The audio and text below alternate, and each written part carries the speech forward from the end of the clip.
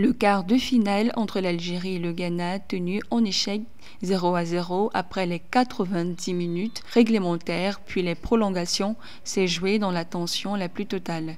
Les deux équipes se sont montrées solides et défensivement. L'Algérie dominait légèrement le jeu avec 56% de possession du ballon, mais seulement de tirs cadrés pour cette tentative, tout comme le Ghana qui a réalisé 2 tirs cadrés sur 16. Le score stagnant à 0, la décision s'est portée sur une séance de tirs au but. Le Ghana l'emporte 4 tirs contre 2. Oui, beaucoup d'émotions, je dirais. Mais je suis globalement content pour les joueuses et pour les autres coachs de l'équipe. Tout le monde qui a travaillé si dur pour l'équipe. Ils ont fait un très bon travail.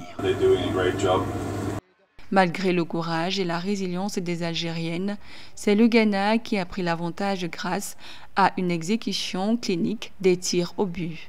Les Black Queens obtiennent ainsi leur billet pour les demi-finales où elles affronteront le Maroc, pays hôte qui s'est imposé 3-1 en quart face au Mali. Il y a tellement de gens qui ont mérité cette victoire. Je suis vraiment content pour eux. Je suis fier pour les filles. C'est vraiment du travail dur fait aujourd'hui. C'est incroyable. Ce succès au bout du suspense confirme la maturité tactique du Ghana dans les moments clés, tandis que l'Algérie quitte la compétition la tête haute après une prestation digne et collective. Les statistiques témoignent de la maîtrise algérienne du ballon, 56% de possession, mais aussi de leur manque d'agressivité offensive, 7 tirs, 2 cadrés. Pour sa part, le Ghana a su transformer l'essai au moment décisif, poursuivant ainsi une trajectoire pleine d'ambition dans ce tournoi. La soirée a été pleine de suspense au stade d'honneur d'Oujda au Maroc le 19 juillet 2025 où l'Afrique du Sud, championne d'Afrique en titre, a arraché sa qualification pour les demi-finales de la Coupe d'Afrique des Nations CAN féminine 2025. Après 120 minutes de jeu et des prolongations sans but face à une pugnace équipe du Sénégal, les Banyana ont finalement scellé leur victoire lors d'une séance de tir au but intense, s'imposant 4 tirs à 1. Les Lions de la Teranga ont donné du fil à retordre aux Sud-Africaines, particulièrement en première mi-temps où le jeu fut équilibré, bien que l'Afrique du Sud ait eu la possession du ballon. Nous les avons empêchés de faire leur jeu habituel. Nous les avons poussés jusqu'aux prolongations. Et on a eu des situations dans le match, des buts, des situations qui pouvaient être des buts. Mais moi, j'ai aujourd'hui envie de dire félicitations à mes filles. Elles ont été braves. Elles viennent de loin, mais elles ont fait le match parfait.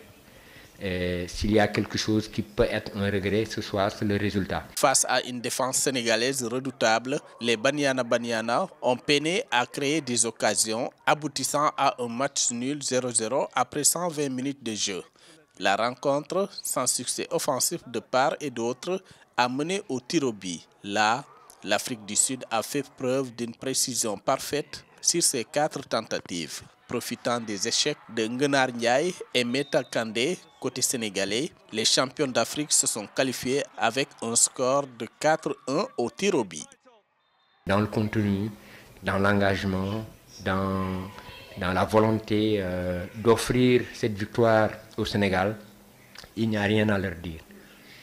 Chez nous, on dit on nous tue, on ne nous déshonore pas. Aujourd'hui, elles sont tombées les armes à la main face à une grande équipe.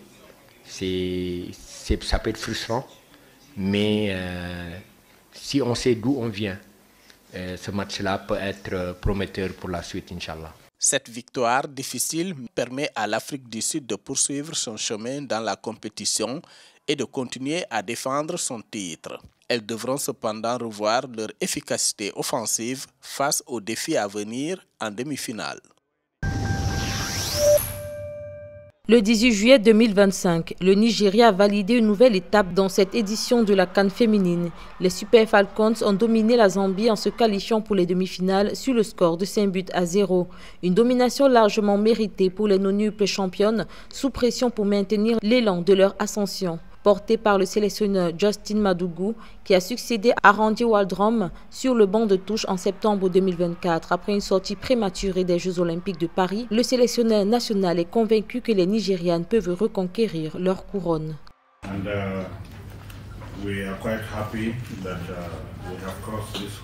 Nous sommes très heureux d'avoir franchi cette étape. Nous avons fait une belle performance et nous avons gagné. Mais nous ne nous laissons pas emporter par cela, car nous avons encore beaucoup de travail qui nous attend.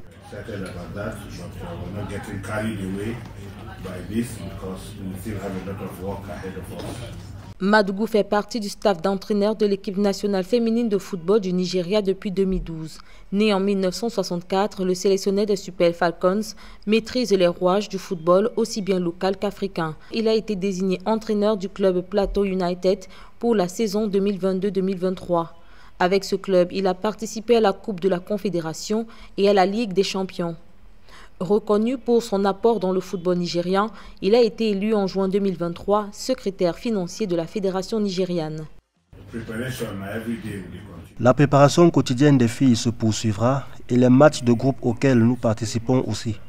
Nous essayons de voir comment nous nous sentons, de donner une chance à tout le monde en évaluant leur niveau de préparation. Aujourd'hui, grâce à sa régularité dans le travail, la sélection féminine nigériane est en passe de soulever un 10e trophée à la CAN féminine. Elle comptabilise dans cette compétition 3 victoires, 1 nul, 0 but encaissé, 9 marqués. Selon Justin Madugu, pour gagner à ce stade de la compétition, il faut être prêt et parfaitement préparé à tous les niveaux. D'où son acharnement continu à faire progresser les joueuses, aussi bien en attaque qu'en défense. Prochaine sortie du Nigeria, le 22 juillet, pour une place en finale.